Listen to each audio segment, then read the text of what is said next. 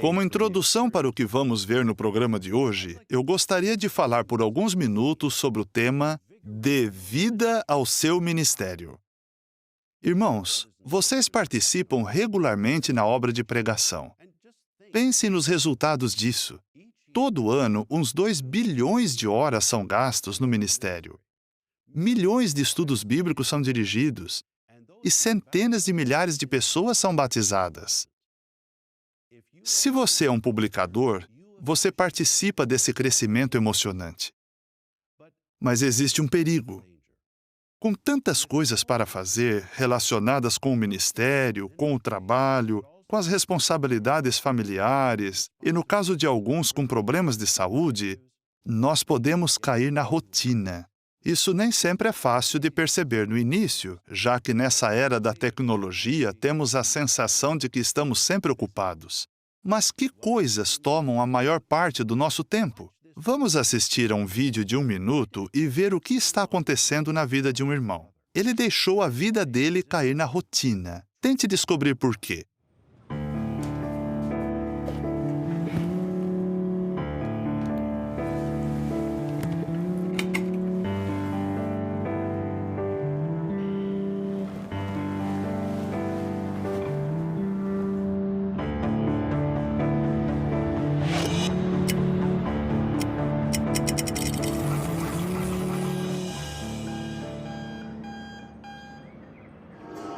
El enfoque es todo.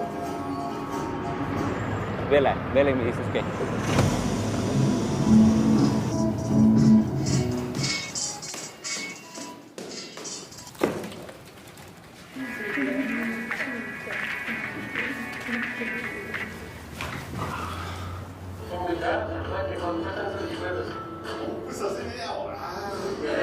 Poner ese balón en media cancha y que lo metió.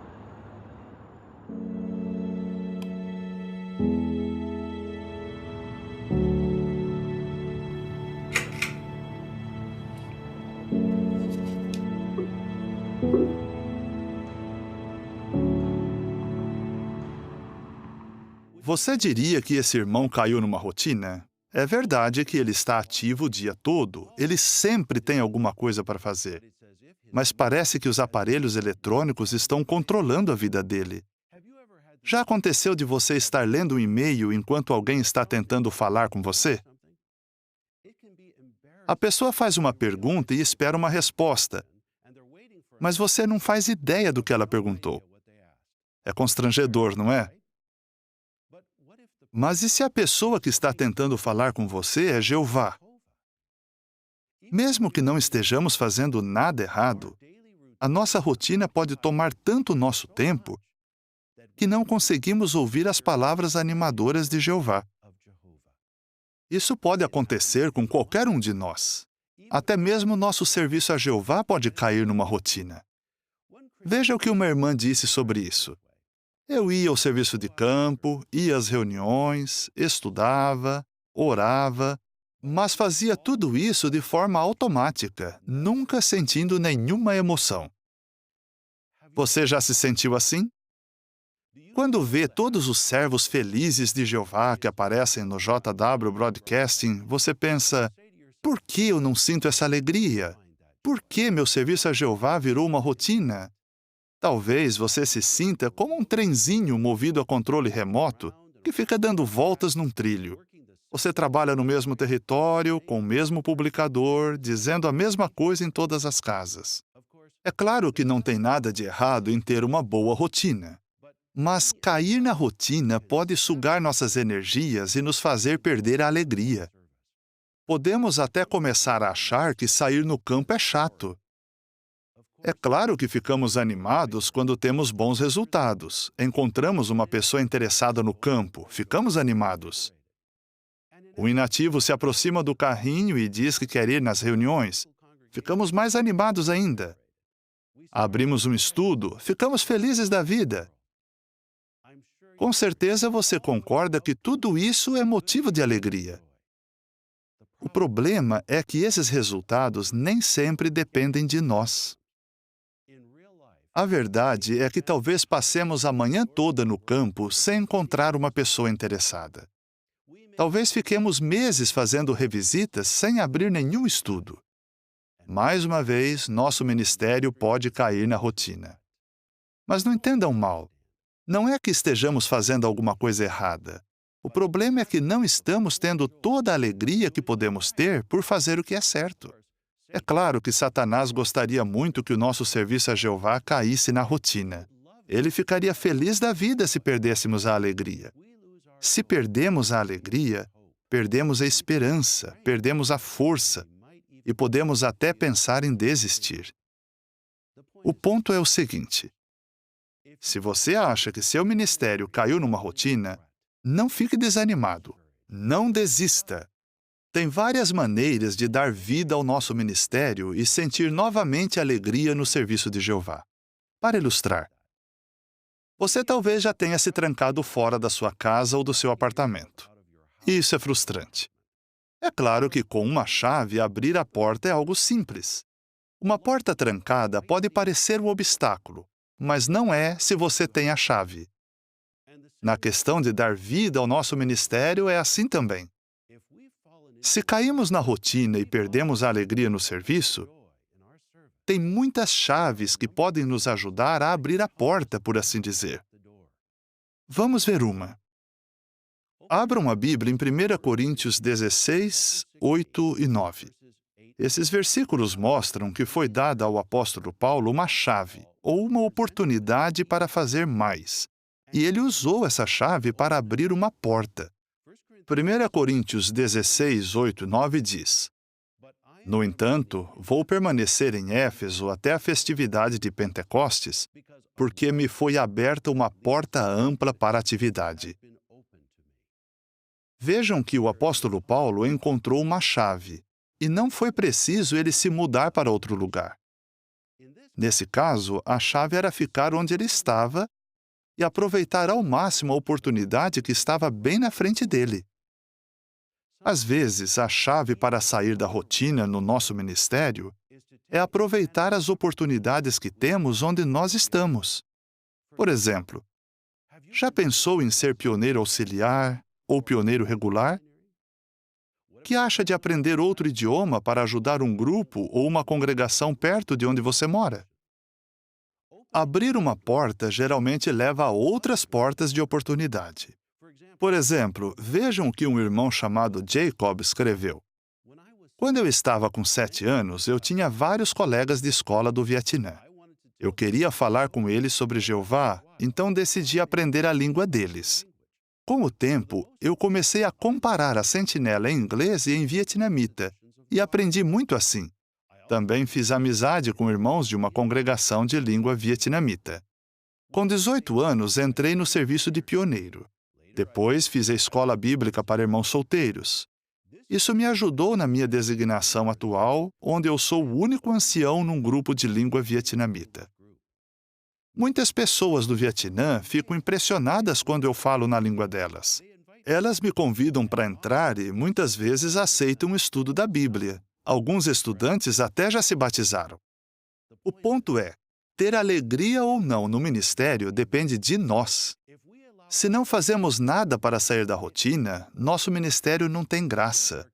Se usarmos nossas chaves e aproveitarmos as oportunidades que surgirem, vamos dar vida ao nosso ministério. Isso nem sempre envolve gastar mais tempo na pregação. Pode ser só uma questão de usar nosso tempo do melhor modo possível, como diz Efésios 5,16. Em outras palavras, devemos nos concentrar mais na qualidade do nosso trabalho. E a chave para isso talvez seja simplesmente fazer pequenos ajustes.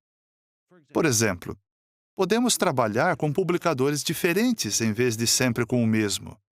Ou podemos tentar uma apresentação diferente, talvez usando melhor a Bíblia ou nossos vídeos. Podemos participar em outros aspectos do ministério, como trabalhar com o carrinho ou dar testemunho por telefone. Ou podemos usar melhor nosso tempo visitando as pessoas quando é mais provável que elas estejam em casa. Vejam outra coisa que podemos fazer para dar vida ao nosso ministério. Abram a Bíblia em Atos 16, 9 e 10. Vemos aqui que o apóstolo Paulo encontrou um jeito especial de abrir uma porta que daria mais alegria. Atos 16, 9 e 10 diz: Durante a noite, Paulo teve uma visão. Um macedônio estava em pé suplicando-lhe: Venha para a Macedônia e ajude-nos. Logo depois que ele teve a visão, procuramos ir à Macedônia, concluindo que Deus havia nos chamado para lhes declarar as boas novas. Notem que Paulo não ficou pensando em todos os motivos que ele tinha para não ir à Macedônia. Não. Ele agiu assim que surgiu a oportunidade. Paulo abriu a porta que daria vida ao seu ministério. Às vezes, achamos que só os jovens podem ser pioneiros ou servir onde há mais necessidade. Mas nem sempre é assim. Vocês que são pais podem abrir uma porta de oportunidade para vocês mesmos. E pensem no exemplo que vocês dão para os seus filhos quando fazem isso. Foi isso o que uma mãe chamada Tara descobriu. Eu saí de pioneira quando minha filha mais nova estava no ensino fundamental. Para mim, era importante que minhas filhas me vissem dando o meu melhor no serviço de Jeová. Assim, eu pude incentivá-las a fazer o mesmo. O marido de Tara, Anthony, viu que o serviço de pioneiro foi bom para sua esposa e também saiu de pioneiro. Vejam o que ele disse. Quando a Tara saiu de pioneira, as nossas duas filhas mais velhas ficaram animadas e logo saíram de pioneiras também. Quando eu saí de pioneiro, as nossas filhas mais novas saíram também. Se eu soubesse que entrar no tempo integral seria tão bom para a espiritualidade da minha família, eu teria feito isso antes. Essa experiência me lembra do bom exemplo dos meus pais. Minha mãe se batizou no Canadá em 1940, com 16 anos. A obra das Testemunhas de Jeová tinha acabado de ser proibida no Canadá. O pai dela já tinha morrido e a mãe dela era opositora na época. A situação financeira dos irmãos era muito difícil, mas eles incentivaram minha mãe a ter alvos no serviço de Jeová. Com esse incentivo, ela se tornou pioneira em 1942, quando a obra ainda estava proibida no Canadá. Em 1947, ela foi convidada para ser pioneira especial na província de Quebec. Naquela época, os pioneiros especiais tinham que fazer 200 horas por mês. Mesmo sem ter dinheiro nem o apoio da família, ela aceitou a designação. Essa foto foi tirada quando ela e a sua companheira de pregação estavam indo para Quebec. Toda vez que eu vejo essa foto, eu me lembro da coragem da minha mãe. Ela não tinha medo de aceitar uma designação difícil, mas confiava totalmente em Jeová. Até hoje, a coragem dela é um incentivo para mim. Meu pai tinha a mesma disposição. No verão de 1976, quando eu tinha 11 anos, foi dado um anúncio no Congresso de Distrito sobre uma nova modalidade, pioneiro auxiliar. Para servir como pioneiro auxiliar, a pessoa tinha que fazer 60 horas no mês. O mês de outubro de 1976 teve 5 fins de semana. Meu pai incentivou todos na congregação a tentar sair de pioneiro auxiliar naquele mês. Muitos irmãos e irmãs, inclusive eu, decidiram experimentar o serviço de pioneiro. Foi muito bom. Nunca vou esquecer. Pais, o bom exemplo de vocês vai ajudar seus filhos a ter um ministério produtivo e empolgante que eles vão amar. Irmãos, se vocês caíram na rotina, vocês não têm motivos para continuar assim. Vimos várias maneiras de dar vida ao nosso ministério e, com a ajuda de Jeová, vamos ser bem-sucedidos.